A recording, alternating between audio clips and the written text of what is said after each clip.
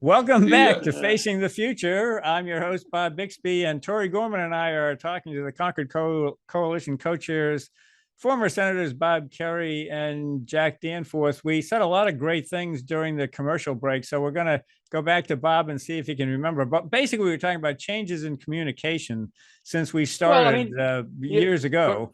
Right. So what I said was, when I'm trying to let my kids know how old I am, I would say to them, I was born before Google, as if, that was like hundreds of years ago.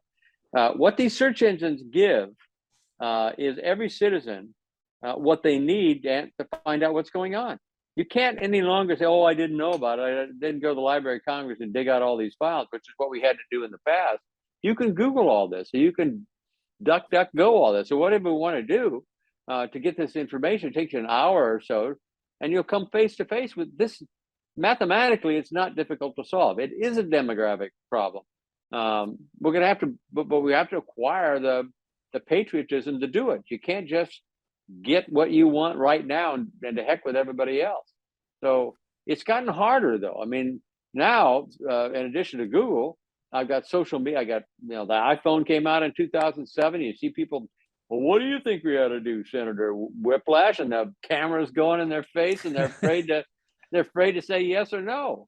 So it has gotten harder. And if you want to be an influencer today, and Jack, nothing makes me feel like a geezer more than that there are human beings that their ambition in life is to be an influencer, meaning they've got 100,000 people following them on TikTok, or following them on Facebook, or following them on some other social media account, and they're not talking about this. So they're getting likes by either saying something funny, something stupid, or something insulting. So it has gotten harder. Well, I think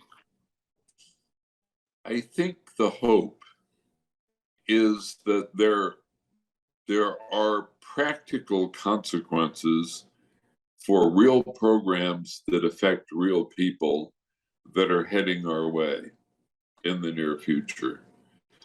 I think most people, when you talk about national debt or when you talk about deficits, it's an abstraction.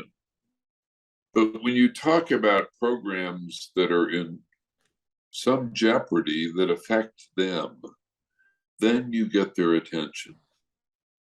So the fact is that the trust funds for Social Security and Medicare at a date certain, namely for hospital insurance 2028, for Social Security 2035, the trust funds will be insolvent.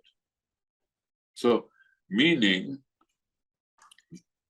any payout will be just from taxes that are current, not from the trust fund. Meaning that for Social Security, benefits would have to be reduced. I think it's to 80%. Is that right, Bob Bixby? Yeah, there'd be a 20% cut. Yeah, so that's 80%. So they'll get Social Security, if they're getting, for every dollar now, they'll get 80 cents in Social Security benefits. The hospitals will get 90 cents for every dollar that they charge. So this has real consequences to people's living. When you say your Social Security will be cut by 20%, then it creates pressure on people in Congress to do something. So I think that's the first thing, to just make it clear to everybody that dollars and cents for their Social Security and their health care must be reduced unless something is done. And whatever is done is going to be unpopular. It's going to either affect benefits, or it's going to increase tax revenues.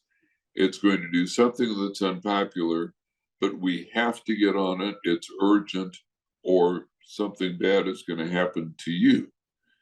And then there should be, I think, in Congress, a bipartisan caucus, a group of 6, 8, 10, 12, whatever, equally divided Republicans and Democrats who are there to fix this problem. They're not there to raise taxes. They're not there to cut benefits.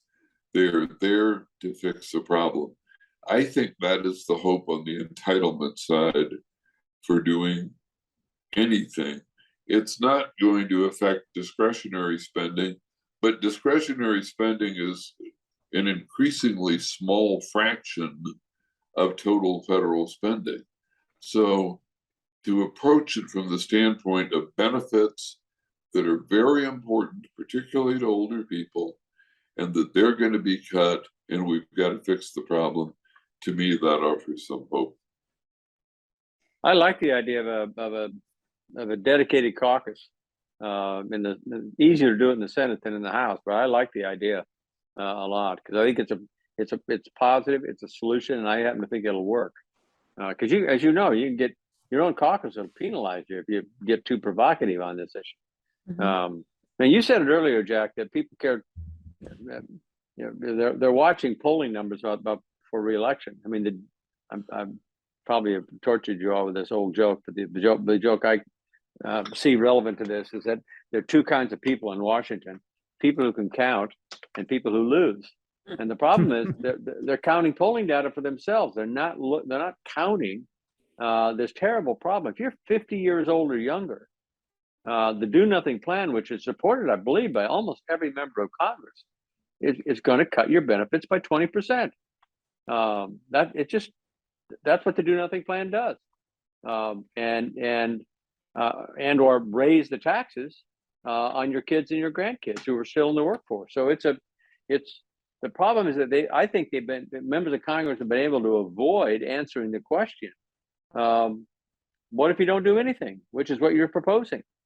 And they'll yammer on about, making it sound like they actually know what they're talking about when they're not. All they're trying to do is run out the clock.